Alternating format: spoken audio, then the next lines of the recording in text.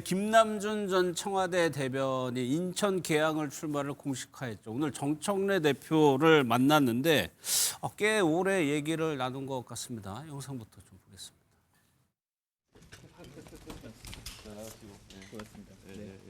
건승을 기원합니다. 고맙습니다. 네. 오늘 이제 당으로 복귀하는 의미에서 당 대표님을 만나 뵀습니다. 그래서 저의 출마 의진을 말씀드렸고 당 대표님께서는 격려의 말씀을 전해주셨습니다. 김남준 전 대변인이 이제 당에서 정청래 대표를 만나고 당에서 결정하는 대로 따를 것이라고 일단 얘기는 했습니다만 1시간 얘기한 거면 꽤 오래 얘기한 거 아니에요? 그러니까 뭐 그 청와대 대변인 그만두고 이제 출마를 결심하고 나온 거잖아요. 그래서 이제 당 대표에게 의례적으로 그렇게 인사차 방문을 합니다. 그리고 뭐 1시간이 길었냐 짧으냐에 대해서는 뭐 주관적인 것이기 때문에 뭐 길었다 뭐 짧았다 이렇게 제가 판단하기에는 좀 그렇고 어쨌든 분명하게 본인은 이제 출마를 결심했다라는 것도 밝힌 상황이고 다만 이제 그 계양을에 출마하느냐가 지금 핵심이잖아요. 그렇죠. 그 관련해서는 분명히 이제 그 공천이나 교통 권리 어디에 출마할 것인가에 대해서는 당의 결정에 따르겠다라고 지금 한 상태이고 송영길 전 대표 같은 경우도 같은 입장이거든요. 그래서 사실은 이 어떻게 어떤 곳에서 보궐선거 같은 경우는 기본적으로 전략 공천을 하게 돼 있지 않습니까? 그래서 전략 공간위에서 여러 가지 뭐 그 본선 경쟁력이라든지 또는 그 당원들의 의사라든지 또 계양 시민들의 의견들을 종합적으로 해서 이제 판단할 것이라고 보여지고요. 또 계양만 가지고 딱 뭐 둘 중에 하나 뭐 저기 피터지게 싸우는 이런 문제도 아닌 것 같아요. 또 거기에서도 여러 가지 또 가능성도 있지 않습니까? 다른 지역. 박찬대 의원이 뭐 저기 시장으로 나갔을 때 거기에 보궐 생길 수도 있고 여러 가지 가능성도 있고 또 좀 더 넓게 보면은 송영길 대표가 광주 출신이거든요. 광주에서도 보궐선거가 나올 수 있거든요. 그런 것까지 넓혀서 본다라고 하면 그런 거를 전체적으로 보고 전략 공간위가 이렇게 잘 판단하지 않을까, 지혜롭게 교통 정리하지 않을까 이렇게 생각합니다. 그러니까 가능성 대안은 여러 가지가 있을 수 있다는 말씀이시죠? 대안은 상당히 많이 있다고 저는 생각하고요. 예. 또 일각에서는 그 뭐 사실 어떻게 보면 이제 뭐 이런 말씀 드리긴 그렇지만 이게 이제 사실 이법 증거에 의해서 이제 무죄 판결은 이법 증거 수집이 잘못됐다 그래서 무죄가 난 것이고 뭐 그 관련된 돈봉투 문제는 실질적인 문제는 남아 있는데 뭐 최근에 뭐 김병기 의원이나 뭐 강선우 의원이나 이런 것들과 연관돼서 또 이게 부정적인 이미지도 있으니 이번보다는 좀 더 크게 보는 것이 어떠냐라는 또 일각의 시각도 있습니다. 그런 거에다 그렇죠. 포함해서 이제 뭐 잘 지혜롭게 공당으로서 하지 않을까 싶습니다. 참 어떻게 교통정리할지 참 궁금한데. 정청래 대표가 좀 머리가 아플 것 같아요. 그러니까 정청래 대표의 당내 리더십이나 위상이 이전만 못하잖아요. 최근에 조국혁 신당 합당 둘러싸고 당내에 공개적인 반발도 있었고 얼마 전에는 또 제명인의 마을에서 쫓겨나기도 했고 이런 상황에서 이 전략 공천 문제를 정리해야 되는데 전략 공간위가 있습니다만 사실상 공천권이 당대표한테 있다고 봐도 과언이 아닙니다. 이 재보궐선거 같은 경우에. 근데 한 사람은 대통령이 일정하게는 부채감을 갖고 있는 전직 당대표고 한 사람은 대통령의 복심에 가까운 오래된 최측근이고 한 지역구를 놓고 경쟁하고 있으니까 이거를 당대표가 어떻게 교통정리를 해야 될지 상당히 난감한 이런 문제가 좀 있을 것 같고요. 근데 두 사람 다 일정한 핸디캡도 있어요. 송영길 전 대표는 지금 김현정 대변인 말씀하셨듯이 무죄를 법리적으로는 받았지만 이게 위법 수집 증거 배제 원칙에 따라서 무죄를 받은 거지 아예 정치적으로 봤을 때 그런 사실이 없거나 저게 바람직한 거냐라는 측면에서는 이렇게까지 개선 장군처럼 지금 행세할 문제인가 이런 비판이 있습니다. 물론 당 내부에서는 송영길 대표의 처신이 깔끔했기 때문에 환영하는 분위기가 많이 있습니다만 일반 유권자들의 눈높이에서 봤을 때 과연 그럴까 이런 핸디캡이 있어요. 김남준 대변인은 저분이 계양구에서 출마해야 될 어떤 개연성이 있냐. 본인은 뭐 대통령이 그 지역구 국회의원일 때 보좌 안 했다. 근데 그 정도 가지고서 저기 출마를 마치 따놓은 당상인 것처럼 하는 거는 이게 본인이 삼루타 친 줄 아는 거예요. 삼루에서 태어났는데. 이런 핸디캡이 또 있어요. 때문에 이게 재보궐이라는 게 묘한 면이 있습니다. 지금은 대체적으로 그 민주당이 유리한 형세입니다. 지방선거도 그렇고 재보궐선거도 그렇고.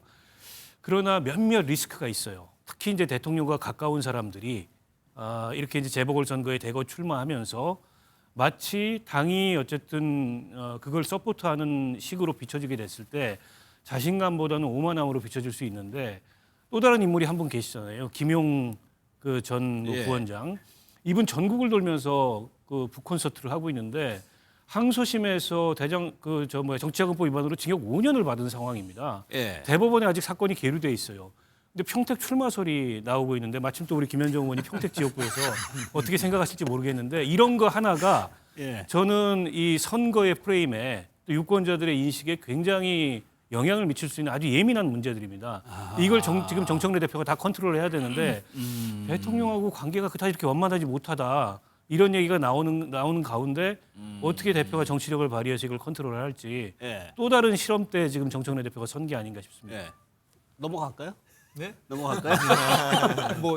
뭘 질문하십시오, 그러면. 방금 여쭤본 평택 관련해 가지고.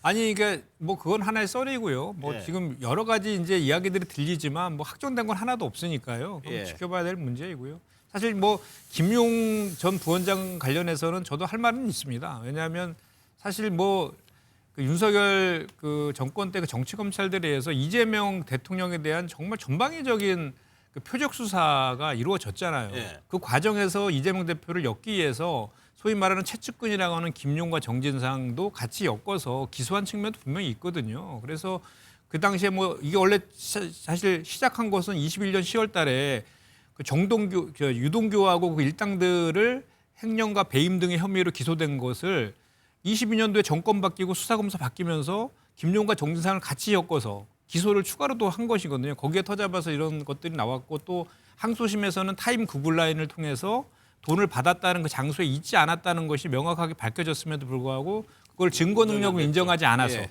사실 그 전에 뭐 최순실이나 뭐 여러 가지 그 드루킹 사건 등에서는 그 타임 구글 라인의 그 증거 능력을 다 인정했었잖아요. 그걸 인정하지 않음으로 인해서 이제 5년을 선고받은 그거에 대한 억울함들은 분명히 있습니다. 있는데 예. 이제 그것과 또 아직은 대법 선고가 나기 전인 그런 상황에서 출마 그런 것들이 같이 이제 묶여서 나와가지고 두 가지는 좀 분리해서 좀 판단해 볼 필요가 있다라고 보고요. 그것도 마찬가지로 그 선거라는 것이 어느 특정 지역에서 누가 출마했을 때 그 예. 후보가 누구인지 상관없이 이기면 그자가 나가야 된다 이런 문제보다는 오히려 그것이 그 당의 전체적인 선거 구도에 영향을 미칠 수도 있거든요. 그렇죠. 근데 그런 것까지 다 감안해 가지고 판단을 해야 되지 않을까 싶습니다. 그러면 권영진 의원님의 생각도 뭐 궁금한데 워낙 경험이 많으시니까 정청래 대표라면 권 의원께서요. 정청래 대표가 하는 공천 아니죠, 이번에는. 이번에는 지금 이제 대통령 취임한 지 1년 차에 하는 선거 아니에요. 1년밖에 안 되고 지금 대통령의 국정 운영 지지도는 60% 이상을 넘어가는 결과적으로는 정청래 간판으로 치르는 선거가 아니거든요. 이재명 간판으로 치르는 선거가 지방선거가 될 겁니다. 그리고 야당인 우리 입장에서도 정권을 좀 견제할 수 있도록 저희들에게 최소한의 좀 이 표를 달라고 이렇게 할 수밖에 없을 거라고요. 그리고 구도 또 자체가요? 예, 예. 구도가 그런 구도기 때문에 결과적으로 이재명 대통령이 과연 자기가 어려울 때 자기 지역구까지 물려주고 계양을이라는 5선 5번이나 했던 지역구를 물려주고 사실은 그때 송영길 대표가 서울시장 나간다는 건 사지로 간 거거든요. 사지로 갔던 송영길에 대한 빚도 갚아야 되고 또 한편으로는 자기가 성남시장 시절부터 이렇게 비서로 키워왔던 김남준 대변인에 대해서도 해야 될 거고 그런 면에서 보면은 결과적으로는 인천 내에서 저는 조정이 될 거라고 봅니다. 인천 내에서 조정이 될 거라고 보고요. 아마 김남준 대변인의 선택지는 그렇게 넓지 않아요. 이 박찬대 의원이 가는 연수갑도 그렇고 계양을이라는 곳도 김남준 대변인에게는 사실은 지역 연구가 있는 곳이 아니거든요. 그런데 결국 대통령의 후광으로 가야 되는 것이라면은 계양을이 자기에겐 편하죠. 그래서 아마 대통령이 일찌감치 대통령 네 분이 김남준 대변인을 데리고 교회 가서 예배도 보고 뭐 이랬던 것 같습니다. 또 어제 보니까 아니 김민석 의원까지 국정 설명회 한다면서 예. 또 데리고 다니더라고요. 이건 너무 심한 거예요. 너무 심한 거예요. 그리고 송영길 의원도 지금 로키로 좀 있어야죠. 조금 전에 박 의원님 말씀하셨듯이 이게 돈봉투 사건이 돈봉투 돌린 게 혐의가 없거나 무죄가 아니잖아요. 예. 이게 나는 검찰이 봐주려고 저렇게 수사를 했는지 위법 수집 증거 때문에 저거 자체가 무죄가 났으면은 아니 정말 이 정치권에서 조금 더 로키로 기다리면서 물밑에서 해야지 마치 개선 장군처럼 내가 개항을 내 고향으로 정치적 고향으로 돌아간다라고 하면서 결국은 어디 줄래 이렇게 협박하는 거 아닙니까? 그런 면에서 좀 우리 정치 전체를 봐서는 좀 절제가 필요하다. 네. 만약에 지금 이번 지방선거가 박빙이다라면 저렇게 할 수 있겠어요?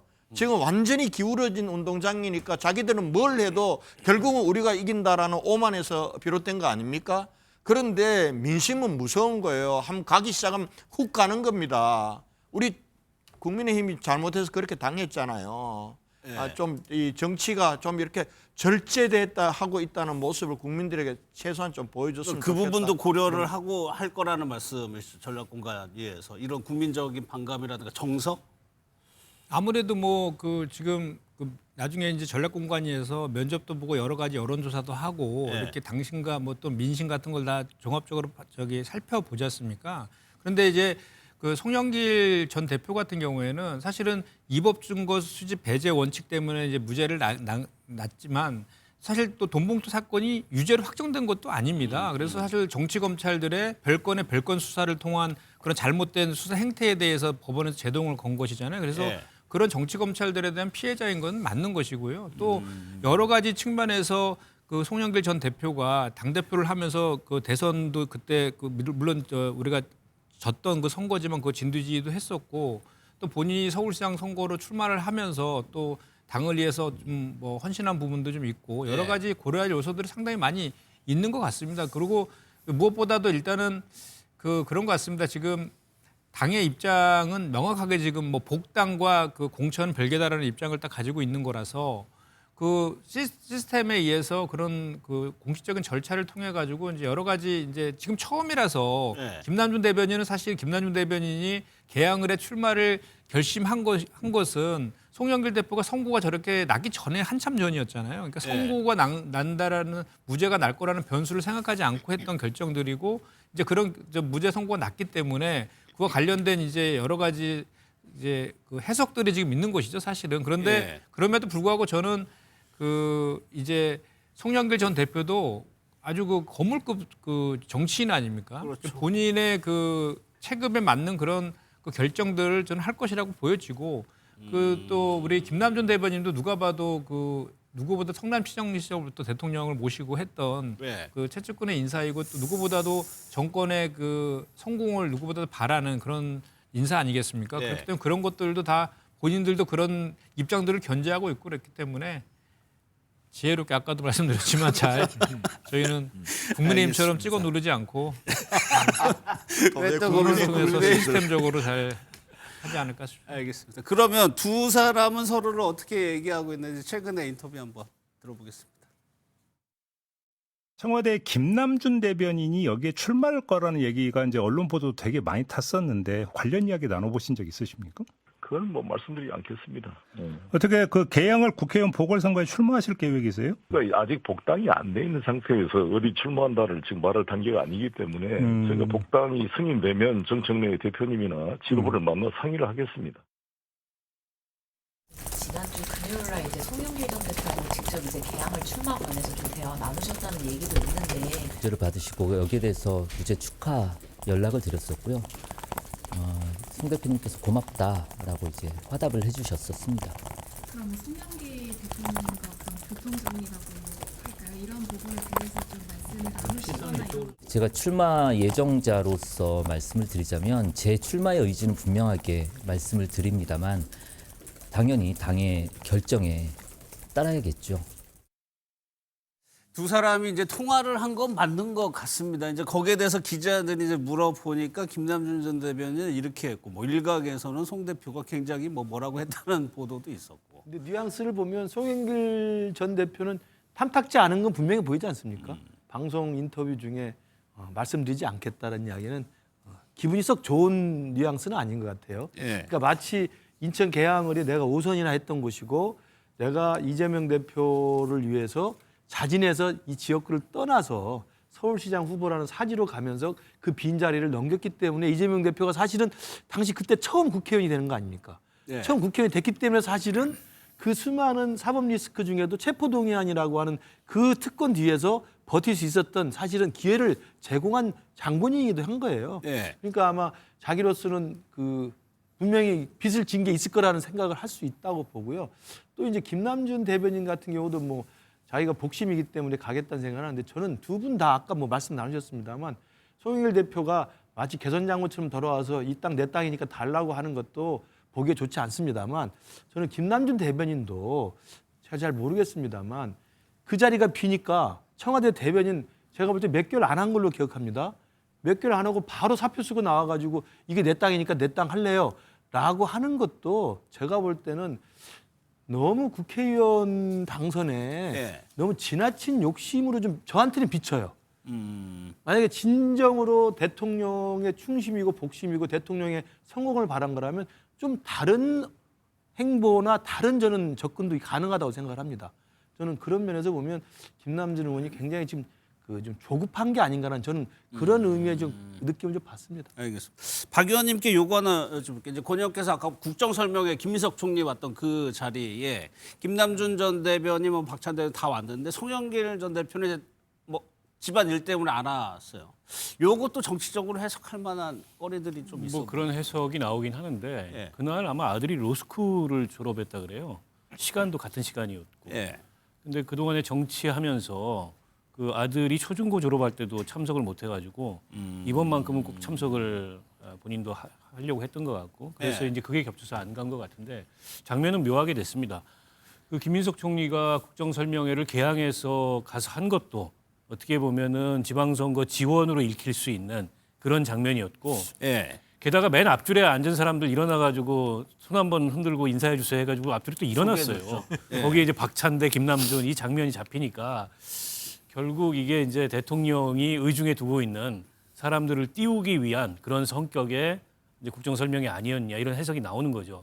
근데 거기에 송영길 대표가 없는 바람에 송영길 대표는 그 의중에 없나? 뭐 이런 해석까지 지금 나오는 게 아닌가 싶은데 네. 아무튼 간단한 문제는 아니에요. 좀 복잡한 문제고 잘못하면 이게 여론에 굉장히 부정적으로 비칠 수 있는 요소들도 있습니다. 예. 근데 그런 거를 이제 잘 관리를 해야 지금 무리하지 않게 지방선거, 재보궐선거 국면으로 갈 텐데 그래서 제가 정청래 대표가 실험대에 또다시 섰다고 아까 말씀드린 겁니다. 알겠습니다.